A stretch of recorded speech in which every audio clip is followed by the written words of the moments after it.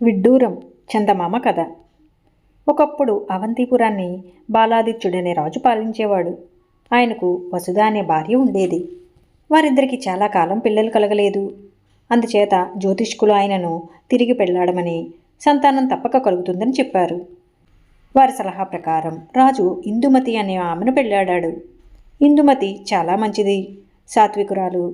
ఆమె తన భర్త పట్ల, తన సవితి పట్ల ఎంతో భక్తి విశ్వాసాలతో ఉండేది. కానీ రాజుగారి పెద్ద భార్యకు ఇందుమతి అంటే మొదటి నుంచి చాలా ఈర్ష్య. ఎందుకంటే ఆమె వల్ల రాజుగారికి సంతానం కలుగుతుందని జ్యోతిష్కులు చెప్పారు. కాలక్రమాన ఇందుమతి రాజమాత అవుతుంది, తాను మాత్రం అనామకురాలుగా ఉండిపోతుంది. బాలాదిత్య మహారాజు కూడా ఇందుమతిలోని మంచితనాన్ని చూసి ఆమె పట్ల చాలా ప్రేమగా ఉంటూ వచ్చాడు. ఈ కారణం చేత వసుధకు తన సవితి మీద గల ఈర్ష్య రెట్టింపయింది. కొంతకాలం గడిచాక ఇందుమతి గర్భవతి అయింది. ఆమెకు కాన్పు వచ్చే సమయానికి ఆమెను ఎలాగైనా నాశనం చేయాలని వసుధ నిశ్చయించుకున్నది. నీకేమీ భయం లేదు, నీకు సుఖప్రసవం అయ్యేటట్లు నేను చూస్తాను అని ఆమె ఇందుమతికి ధైర్యం చెప్పింది. ఒకనాడు సాయంకాలం ఇందుమతికి నొప్పులు ఆరంభమయ్యాయి.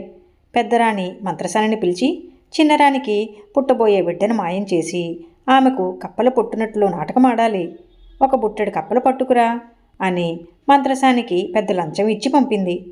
మంత్రసాని బుట్టెడు కప్పలను తెచ్చి పురిటిగదికి సమీపంలో ఉంచింది. పెద్దరాణి పురిటిగదిలో ఒక నిచ్చెన పెట్టించి చిన్నరాణితో, నువ్వు కళ్ళకు గంతలు కట్టుకుని ఈ నిచ్చెనను 6 సార్లు ఎక్కి దిగావంటే సుఖప్రసవం అవుతుంది అని చెప్పింది. నిజమే కాబోలు అనుకుని ఇందుమతి కళ్ళకు గంతలు కట్టించుకుని నిచ్చెన ఎక్కి దిగసాగింది. 3వసారి ఎక్కి దిగేటప్పటికే ఇందుమతికి పెద్దగా నొప్పులు వచ్చాయి. తరువాత ఆమె కవల పిల్లలను కన్నది. ఒక పిల్లవాడు, పిల్ల పుట్టారు. ఏమి జరుగుతున్నది ఇందుమతికి తెలియదు. పుట్టిన పిల్లలిద్దరినీ పెద్దరాణి అవతలికి తీసుకుపోయింది.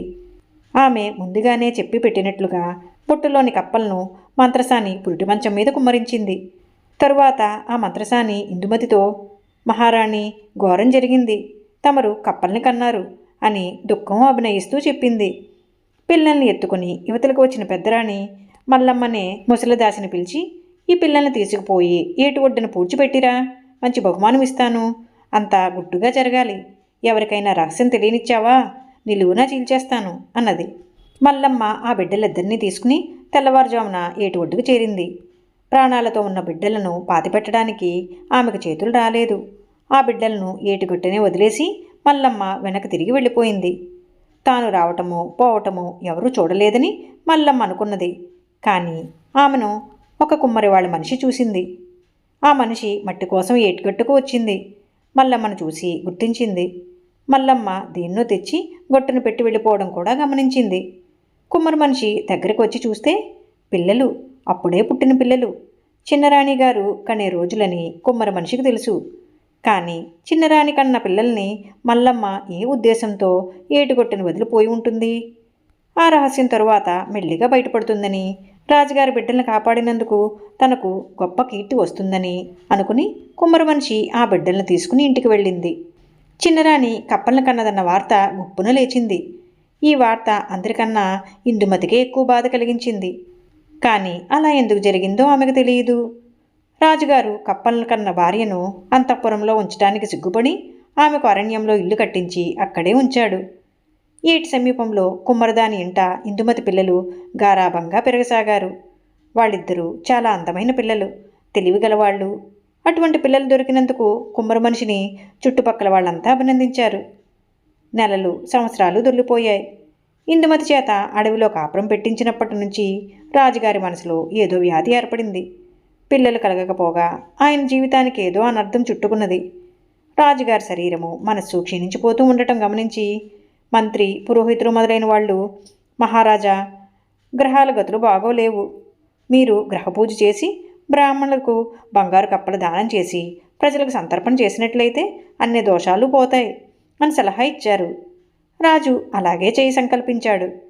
ఫలాని రోజున సంతర్పణ జరుగుతుందని, అందరూ రావాలని ఊరూరా చాటింపులు జరిగాయి. ఈ చాటింపు విని కుమ్మరి మనిషి పిల్లలు, అవ్వా, రాజుగారు ఎందుకు సంతర్పణ చేస్తున్నారు అని అడిగారు. రాజుగారికి ఒక భార్య ఉండేది.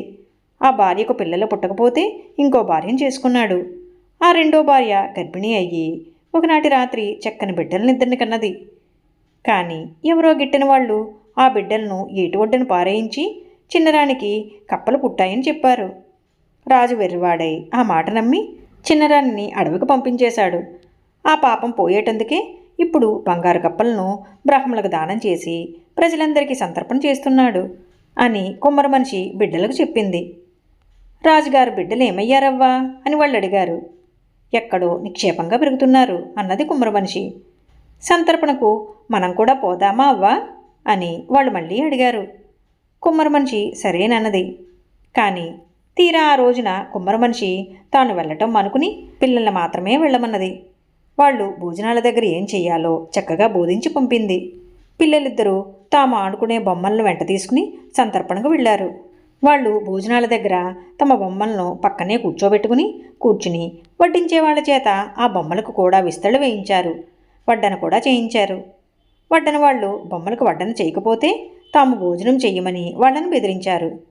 ఈ విషయం రాజుగారి దాకా వెళ్ళింది. ఆయన స్వయంగా వచ్చి పిల్లలిద్దరినీ చూసి ముచ్చటపడి, వెర్రి పిల్లల్లారా, బొమ్మలు భోజనం చేస్తాయా, ఇందుకిలా పేచీ పెడుతున్నారు అని అడిగారు. వెంటనే పిల్లలు, మనిషికి ఎక్కడన్నా కప్పలు పుడతాయా, రాజుగారు చిన్నరాణిగారిని అడవికెందుకు పంపారు అని అడిగారు. రాజునెత్తిన పిడుగుపడ్డట్టయింది. ఆయన పిల్లలను లేవదీసి అవతలకు తీసుకుపోయి, చిన్నరానికి కప్పలు పుట్టడం మాట మీకెవరు చెప్పారు అని అడిగాడు. మా అవ్వ చెప్పింది, అవ్వకు అంతా తెలుసు అన్నారు పిల్లలు.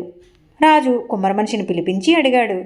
ఆమె తనకు తెలిసిందంతా చెప్పి మిగిలిన విషయాలను మల్లమ్మను అడగమన్నది.